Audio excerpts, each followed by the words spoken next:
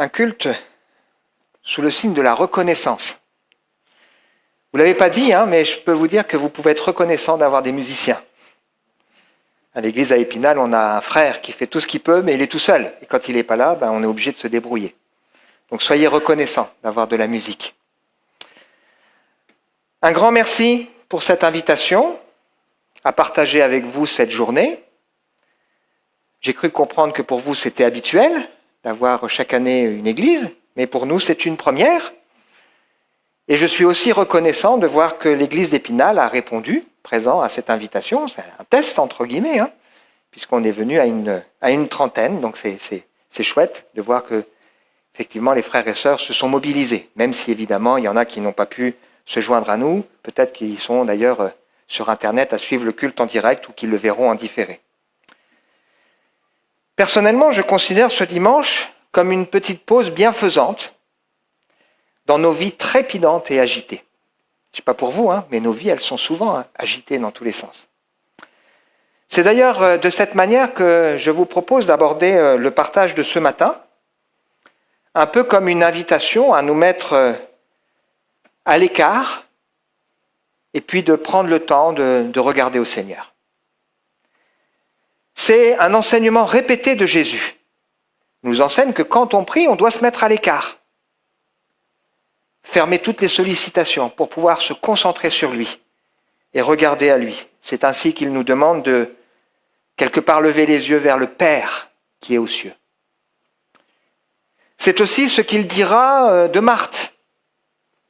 Lorsque Marthe s'inquiète et s'agite, parce qu'elle a envie que les choses avancent, et il va lui dire une seule chose est nécessaire. Regarde ta sœur Marie. Elle a choisi la bonne part.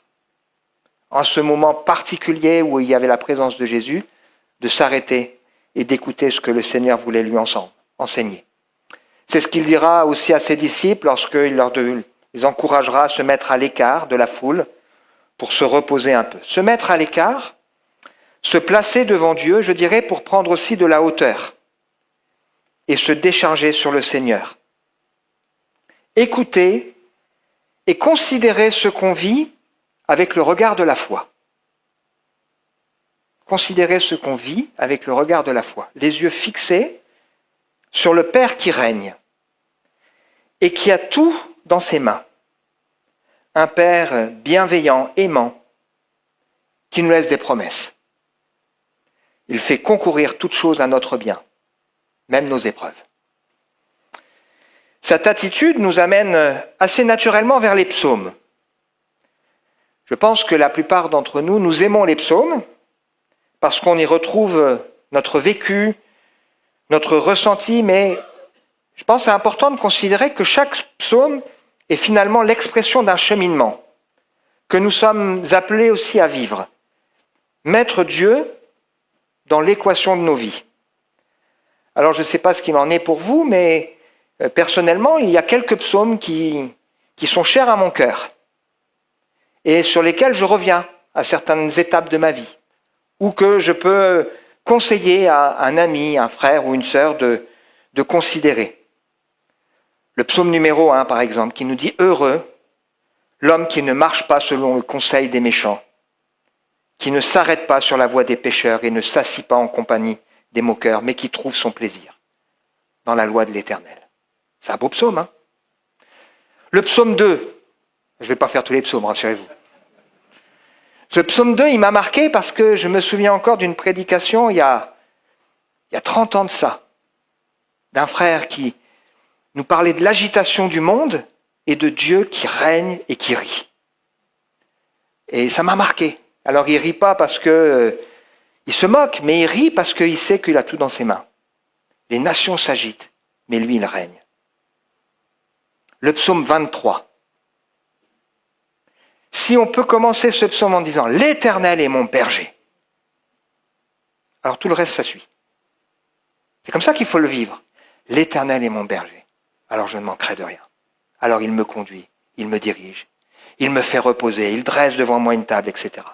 Les psaumes 32 et 51, des psaumes de repentance. Tant que je me suis tu, heureux celui à qui les péchés sont pardonnés. On a besoin de revenir sur ces psaumes. Le psaume 34, qui est un psaume alphabétique, c'est-à-dire que chaque verset de ce psaume correspond à une lettre de l'alphabet hébreu, de manière à le mémoriser. Je bénirai l'Éternel en tout temps, sa louange sera toujours dans ma bouche. Que mon âme se glorifie en l'Éternel, que les malheureux écoutent et se réjouissent. J'ai cherché l'Éternel, il m'a répondu. Quand on tourne vers lui, les yeux, on est rayonnant de joie. Un psaume dont on a besoin par moment, surtout que David, il a composé ce psaume à un moment donné où il a échappé de près à la mort. Donc c'est intéressant de voir le contexte. Je passe sur d'autres psaumes, le psaume 139, vraiment un psaume merveilleux. Les psaumes ne sont pas seulement un apéritif pour notre foi, parfois on pourrait le considérer comme ça, mais il faut comprendre que dans les psaumes, il y a un véritable enseignement. Ce sont des psaumes qui nous montrent un enseignement très pratique, théologique, il y a de la théologie dans les psaumes, et prophétique. Savez-vous que par exemple, sur les 283 citations de Jésus de l'Ancien Testament, 116 sont issues des psaumes. C'est-à-dire 40%, 41 exactement. Et en particulier, il y a beaucoup de citations qui sont là au moment de la croix, ou au moment des derniers jours de Jésus. Waouh, c'est intéressant, Donc il y a une richesse, et une richesse aussi prophétique dans ces psaumes. Je pense en particulier au psaume 116. Les psaumes 113 à 118 sont chantés au moment où les Juifs montent pour les grandes fêtes. Donc ils sont chantés au moment de Pâques. Et vous avez ce psaume 116 où Jésus a chanté ce psaume. J'aime l'Éternel, il entend ma voix. Il a penché son oreille vers moi. Il ajoute, elle a du prix aux yeux de Dieu, la mort de ceux qu'il aime. Vous imaginez quand Jésus a chanté ce psaume? C'était quelque chose, Il parle de sa mort là, quelques heures après. Il se rappelle que sa vie a du prix entre les mains du Seigneur. Alors pour les Juifs, les psaumes sont appelés des louanges, ce qui veut dire que même si parfois il y a des expressions dans les psaumes de colère, de révolte, d'incompréhension, de doute, d'angoisse, de peur, de fragilité, de ras-le-bol, de déception, ce qui nous arrive jamais, il y a toujours un moment de louange auprès du Seigneur. Les psaumes sont regroupés en 5 livres et chacun de ces livres se termine d'ailleurs par une invitation à louer Dieu. Psaume 41, loué soit l'Éternel, le grand Dieu d'Israël, depuis toujours et pour toujours. Alors ce matin, je vous invite à regarder avec moi un psaume que vous connaissez sans doute bien, c'est le psaume 103. On peut revenir sur l'image avant, si tu veux bien. Voilà. Avec ce titre que vous avez aussi sur les petites feuilles, que tout mon être loue l'Éternel, sans oublier aucun de ses bienfaits. Un beau programme, ça, Alors je vous propose qu'on lise une fois ce psaume, et puis ensuite on va le reprendre de manière un peu détaillée. Cette fois, tu peux mettre, s'il te plaît. Que tout mon être loue l'Éternel, que tout ce que je suis loue le Dieu saint. Que tout mon être loue l'Éternel, sans oublier aucun de ses bienfaits. C'est lui qui pardonne tous tes péchés. C'est lui qui te guérit de toute maladie et qui t'arrache à la tombe. C'est lui qui te couronne de tendresse et d'amour, qui te comble de bonheur tout au long de ton existence, et ta jeunesse comme l'aigle prend un nouvel essor. L'Éternel intervient pour redresser les torts, il défend les droits de tous les opprimés. Il a manifesté ses desseins à Moïse et montré ses hauts faits au peuple d'Israël. L'Éternel est plein de pitié, miséricordieux, il est plein de patience, débordant d'amour. Il ne tient pas rigueur sans cesse et son ressentiment ne dure pas toujours. Il ne nous traite pas selon le mal que nous avons commis et il ne nous punit pas comme le méritent nos fautes. Autant le ciel est élevé au-dessus de la terre, autant l'amour de Dieu dépasse tous ceux qui le révèrent. Autant l'Orient est loin de l'Occident, autant il éloigne de nous nos mauvaises actions, comme un père est plein d'amour pour ses enfants. L'Éternel est rempli d'amour pour ceux qui le révèrent. Il sait de quelle pâte nous sommes façonnés. Et il se rappelle bien que nous sommes poussière. L'homme, sa vie ressemble à l'herbe, à une fleur des champs. La voici qui fleurit. Qu'un vent souffle dessus, la voilà disparue. Le lieu qu'elle occupait ne la reconnaît plus. Éternel, ton amour est là depuis toujours et durera toujours pour ceux qui te révèrent. Ta loyauté demeure à l'égard des enfants de leurs enfants. Elle est pour ceux qui restent fidèles à ton alliance, pour ceux qui se souviennent de tes commandements pour les mettre en pratique. Dans les cieux, l'Éternel a établi son trône, il est roi, le maître de l'univers entier. Louez donc l'Éternel, vous tous ces anges vaillants et forts, qui faites ce qu'il dit dès qu'il vous le demande. Oui, louez l'Éternel, vous toutes ces armées célestes, vous qui à son service exécutez sa volonté. Oui, louez l'Éternel, toutes ses créatures, partout où il gouverne, que tout mon être loue l'Éternel. Et on dit Amen. On peut remettre au début, s'il te plaît? Quel programme, hein? Rien que lire ce psaume, j'ai envie de dire, je peux fermer la Bible et aller m'asseoir. Il y a déjà tout, hein? On sent que louer Dieu pour David, c'est pas quelque chose qu'on fait du bout des lèvres, hein? Mais on sent que louer Dieu pour David, c'est quelque chose qui l'engage. C'est aussi quelque chose qui l'enthousiasme. Et on sent que David se fait quelque part un devoir de louer Dieu parce que c'est normal. C'est normal de louer Dieu. C'est l'inverse qui n'est pas normal. Il se rappelle que la louange à Dieu, c'est aussi quelque chose de sérieux. Nous avons été créés à son image pour vivre une relation particulière qu'aucune autre créature n'est appelée à vivre, et nous avons été créés pour vivre en communion et le louer. C'est pour ça qu'on a été créés. Et on sent dans la vie de David que la louange à Dieu, c'est quelque chose qui implique chaque aspect de nos vies. Tout mon être. Mon corps doit louer Dieu. Mes pensées doivent louer Dieu. Mon cœur doit louer Dieu. Mes projets doivent être à l'honneur de Dieu. Mes aspirations doivent être à son honneur. Et évidemment, les paroles de ma bouche. Waouh! Quel engagement! Il termine ce psaume en invitant les anges, les armées célestes qui lui obéissent dès qu'il le demande. Ça fait réfléchir, ça aussi. Hein? Obéir dès qu'il le demande. À louer le Seigneur. Mais on ne peut pas inviter les autres à louer si nous-mêmes on ne le fait pas. Et c'est pour ça que David commence en se disant « Mais moi, je veux louer Dieu ». Alors rassurez-vous, hein, David, il est comme nous, il y a des moments dans sa vie, c'est pas la fête. Hein. Et il y a des moments dans sa vie, c'est compliqué. Mais il faut apprendre, malgré ces moments difficiles et compliqués, de s'asseoir, de se mettre à l'écart.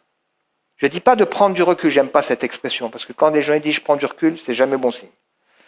Mais se mettre à l'écart et puis de se dire, je veux me rappeler, qui est Dieu? Qui est celui qui tient ma vie? Qui est celui qui a tout entre ses mains? Que tout mon être loue l'Éternel sans oublier aucun de ses bienfaits. Objectivement, on a des raisons de le faire. On en a cité quelques-unes tout à l'heure. Il y a dans nos vies des bienfaits qui sont des bienfaits exceptionnels. Parfois, on vit dans la semaine un événement fort avec le Seigneur. Et merci Seigneur pour ça. Mais il y a dans nos vies tellement de choses que nous avons tous les jours et il faut être reconnaissant pour ça. C'est lui qui nous donne la vie, le mouvement et l'être. C'est lui qui nous donne du travail. C'est lui qui nous permet de vivre dans un pays, j'allais dire, relativement en paix. C'est lui qui ce matin a fait lever son soleil. Il y a des gens ce matin, c'est la galère. Hein, et nous, on a ce privilège. C'est lui qui nous donne aussi nos familles. Peut-être on a des gens dans nos familles plus âgés. On peut remercier le Seigneur. Ils sont encore là. Si on a des enfants, on peut remercier le Seigneur. Il y a tellement de sujets de louer Dieu. David va nous inviter à considérer des éléments très concrets. C'est Dieu qui pardonne tes péchés. C'est impressionnant ça, quand même, de réaliser que le pardon de nos péchés, il nous est acquis parfaitement par le Seigneur. Bien sûr, on se rappelle que le prix a été payé à la croix. Et nous avons dans ce psaume l'expression de de ce qu'est ce pardon. Dieu, il n'est pas sans cesse en train de revenir sur nos fautes en disant « Bon, tu te souviens de ce que tu as fait ?» Mais quand il pardonne, il ne conteste pas sans cesse. Il ne garde pas sa colère à toujours. C'est une grâce extraordinaire, le pardon de Dieu. Peut-être que ce matin, on a besoin de réentendre que oui, Dieu pardonne les péchés. Peut-être qu'on a besoin aussi de se pardonner à nous-mêmes. Dans ma vie, à un moment donné, pendant des années, j'ai vécu avec une culpabilité. Pourtant, c'est évident l'enseignement biblique. Et j'ai eu besoin un jour d'en parler avec un frère qui m'a dit « Mais Raphaël, tu es pardonné ?» Ça m'a fait un bien. Ça a changé ma vie. Peut-être que ce matin, quelqu'un a besoin d'entendre « Bah oui, tu es pardonné. » Tu es pardonné par le Seigneur. Bien sûr, si on a demandé pardon, si on s'est repenti. Mais quelle libération d'avoir ce Dieu qui pardonne et qui guérit aussi des conséquences du péché. Il nous arrache à la tombe.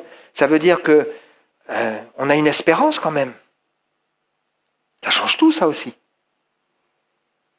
Ça change tout quand on sait que on va pas finir dans le trou. Mais il y a autre chose après. Et nos yeux verront le Seigneur. Job, dans son moment d'épreuve, où c'était compliqué dans sa foi, il dit « Je sais que mon Rédempteur est vivant. Il se lèvera le dernier sur la terre, et il aura le dernier mot. Quand je n'aurai plus de chair, je verrai Dieu, il me sera favorable. Mes yeux le verront, non ceux d'un autre. Mon âme languit dans l'attente de le voir. » Dans ce moment où ses confidents, ceux qui étaient à ses côtés, l'avaient lâché, abandonné, où il disait « Mes os sont attachés à ma peau et à ma chair, il n'avait plus que la peau sur les os. » Il dit « Je voudrais que mes paroles soient écrites dans un livre. » Elles le sont aujourd'hui. Je voudrais qu'elles soient gravées avec un burin de fer et avec du plomb. Je voudrais qu'elles soient gravées sur le roc. Mon Rédempteur est vivant. Quel privilège, hein ? De savoir que nos vies, nous sommes que de passage, mais il y a quelque chose après, de beaucoup plus grand et de beaucoup plus fort. C'est lui qui te couronne de tendresse et d'amour, qui te comble de bonheur et qui fait rajeunir ta jeunesse, qui lui redonne de la vigueur. Peut-être que dans nos vies, on a des fausses images de Dieu qui doivent changer. Si vous lisez les évangiles, vous voyez que Jésus, il n'a eu de cesse auprès des religieux de leur dire « Vous devez changer votre image de Dieu. Vous avez appris, mais moi je vous dis. » Et nous aussi, on est marqués par parfois notre éducation. Voilà, et il y a des fausses images de Dieu qui doivent tomber pour avoir une juste image de Dieu, là, ce que la Bible nous en dit. Dieu est bon, Dieu est amour, Dieu est compatissant, Dieu est sensible à notre détresse, Dieu est lent à la colère, il est riche en grâce, il ne se plaît pas à punir, il se plaît à pardonner. Et Dieu nous fait participants de son œuvre. Il partage avec nous sa gloire. Il fait de nous ses enfants.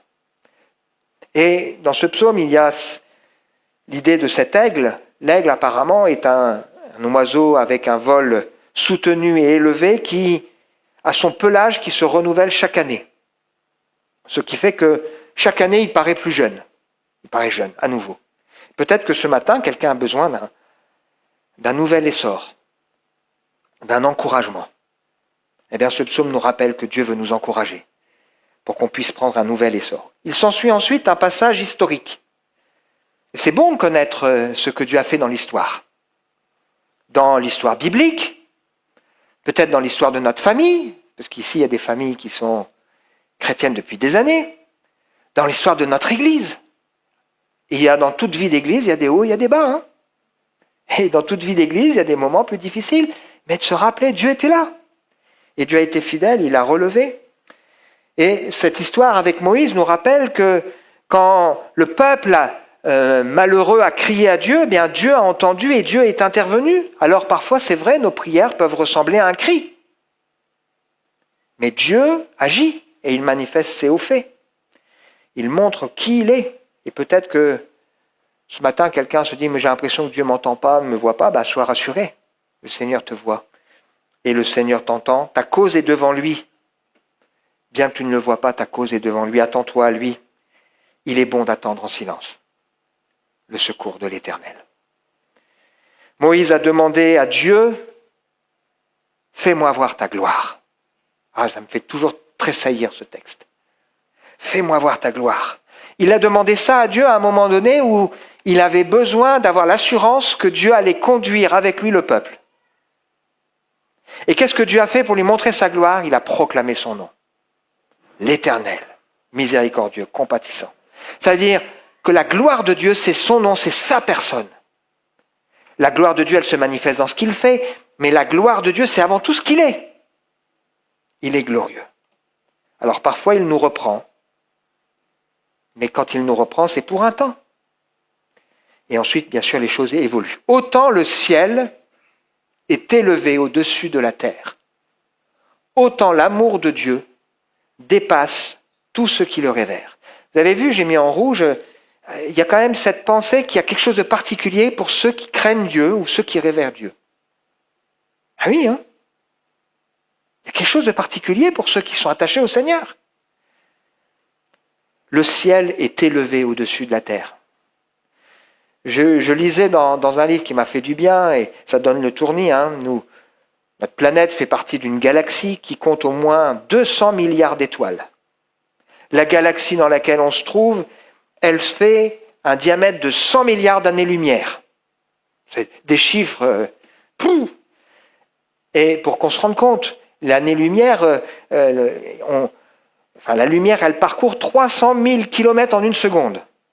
Donc vous imaginez une année-lumière, vous imaginez 300 milliards d'années-lumière. Et il paraît qu'il y a au moins 100 milliards de galaxies. C'est des chiffres.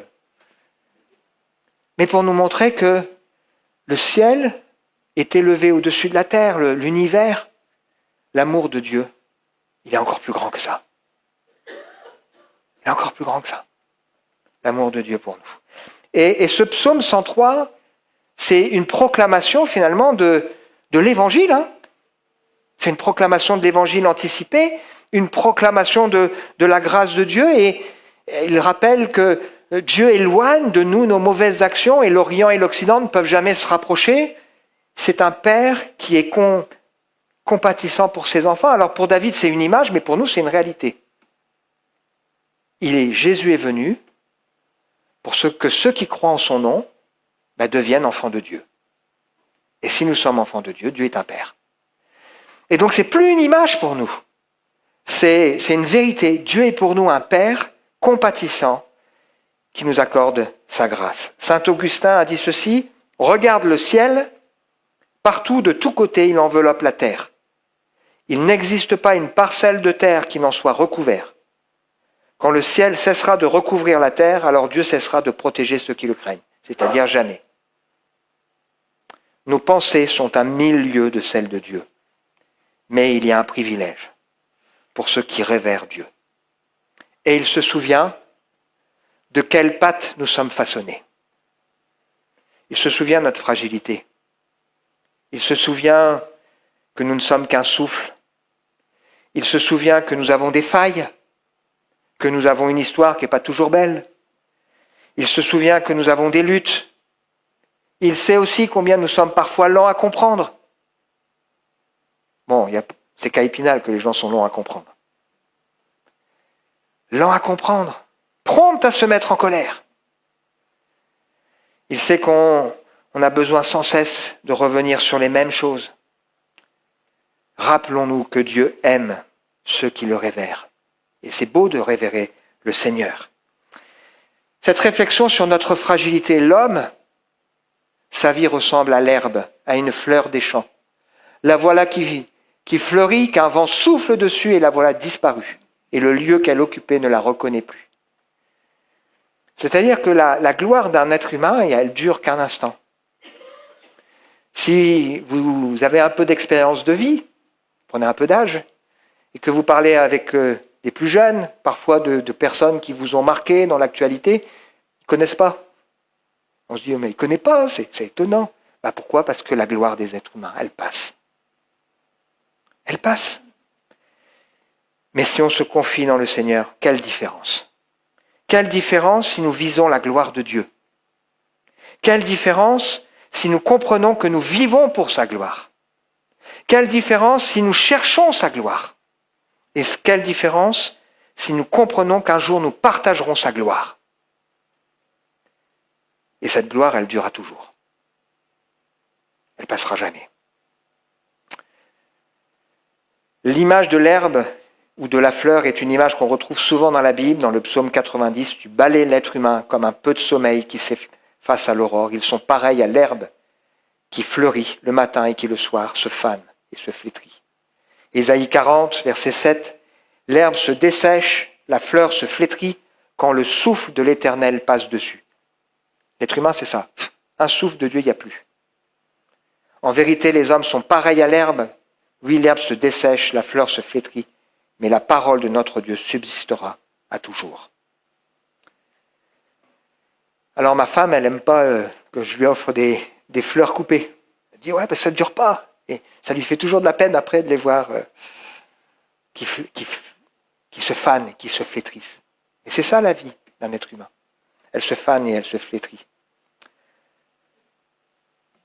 Mais quand on se confie dans le Seigneur, quelle différence de se rappeler, ton amour est là pour toujours. Ta loyauté demeure à l'égard des enfants, de leurs enfants. Elle est pour ceux qui restent fidèles à ton alliance, de ceux qui se souviennent de tes commandements pour les mettre en pratique.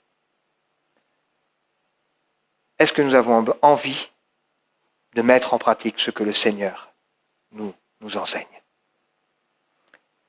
C'est la louange pratique, ça aussi. Quand on refuse, quand on est rebelle, quand on est en colère, quand on fait la sourde oreille, quand on fait l'entêté, quand on pense qu'on a raison, est-ce que vous croyez que ça glorifie le Seigneur? Quand on se chamaille, quand on laisse des amertumes, quand on laisse un manque de pardon dans nos vies, est-ce que vous croyez que ça glorifie le Seigneur? Est-ce que vous croyez que là on peut dire que tout mon être loue le Seigneur? Alors oui, c'est pas facile. Seule solution, tu rentres dans ta chambre. Tu fermes ta porte.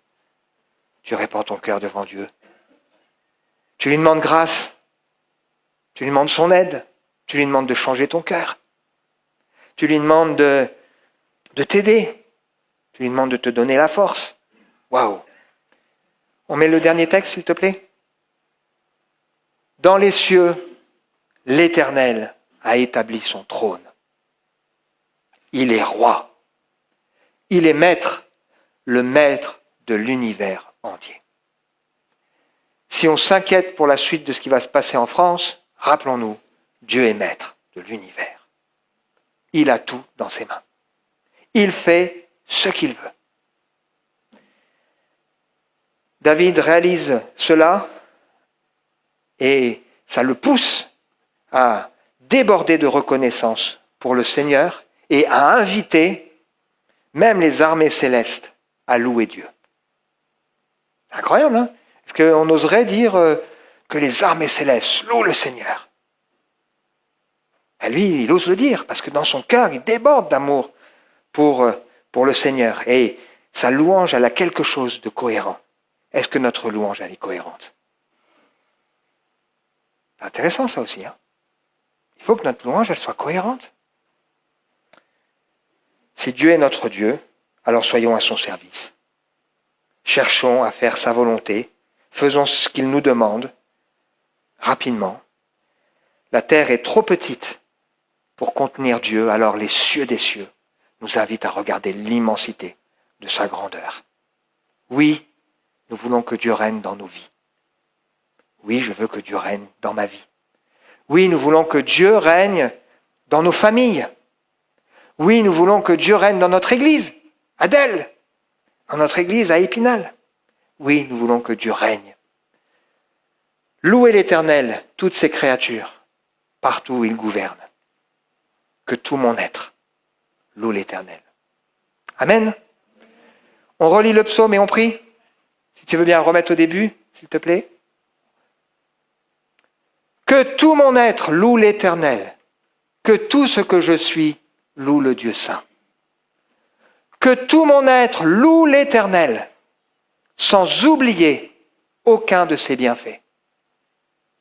Car c'est lui qui pardonne tous tes péchés. C'est lui qui te guérit de toute maladie, qui t'arrache à la tombe. C'est lui qui te couronne de tendresse et d'amour, qui te comble de bonheur tout au long de ton existence. Et ta jeunesse, comme l'aigle, prend un nouvel essor. L'Éternel intervient pour redresser les torts. Il défend les droits de tous les opprimés. Ce n'est pas une théorie, ça, hein? Il a manifesté ses desseins à Moïse et montré ses hauts faits au peuple d'Israël. L'Éternel est plein de pitié, miséricordieux. Il est plein de patience, débordant d'amour. Il ne tient pas rigueur sans cesse, son ressentiment ne dure pas toujours. Il ne nous traite pas selon le mal que nous avons commis. Il ne nous punit pas comme le méritent nos fautes. Autant le ciel est élevé au-dessus de la terre, autant l'amour de Dieu dépasse tous ceux qui le révèrent. Autant l'Orient est loin de l'Occident, autant il éloigne de nous nos mauvaises actions. Et comme un père est plein d'amour pour ses enfants, l'Éternel est rempli d'amour pour ceux qui le révèrent. Il sait de quelle pâte nous sommes façonnés. Il se rappelle bien que nous sommes poussière. L'homme, sa vie ressemble à l'herbe, à une fleur des champs. La voici qui fleurit, qu'un vent souffle dessus, la voilà disparue. Le lieu qu'elle occupait ne la reconnaît plus. Éternel, ton amour est là, depuis toujours. Il durera toujours pour ceux qui te révèrent. Ta loyauté demeure à l'égard des enfants de leurs enfants. Elle est pour ceux qui restent fidèles à ton alliance, pour ceux qui se souviennent de tes commandements pour les mettre en pratique. Dans les cieux, l'Éternel a établi son trône. Il est roi, maître de l'univers entier. Louez donc l'Éternel, vous tous ses anges, vaillants et forts, qui faites ce qu'il dit dès qu'il vous le demande. Oui, louez l'Éternel, vous toutes ses armées célestes, vous qui à son service exécutez sa volonté. Oui, louez l'Éternel, toutes ses créatures, partout où il gouverne, à Delle et à Épinal. Que tout mon être loue l'Éternel. Amen. Seigneur, on veut te remercier pour ce partage de ce matin, ta parole que nous reconnaissons comme étant la vérité qui a autorité. Nous reconnaissons aussi que cette parole, elle est nécessaire à nos vies. L'exemple de David est nécessaire à nos vies. Oui, tu es digne d'être élevé, loué, adoré. Tu es digne que nous prenions le temps de nous arrêter et de considérer les choses avec le regard de la foi, en se rappelant qui tu es, tes promesses, ta bienveillance et ta fidélité. Seigneur, tu vois celui qui, ce matin, n'est pas à la fête et qui a besoin de ta grâce. Tu es Dieu, souverain. Nous te demandons ton aide et ta bénédiction. Tu vois celui qui doute, qui a besoin d'être encouragé. Tu vois celui qui est fatigué, qui a besoin d'être renouvelé. Tu vois celui qui chancelle, qui a besoin d'être affermi. Tu vois celui, Seigneur, qui est dans la joie, qui a besoin aussi de faire un pas de plus avec toi. Que ta grâce soit sur chacun de nous. Amen.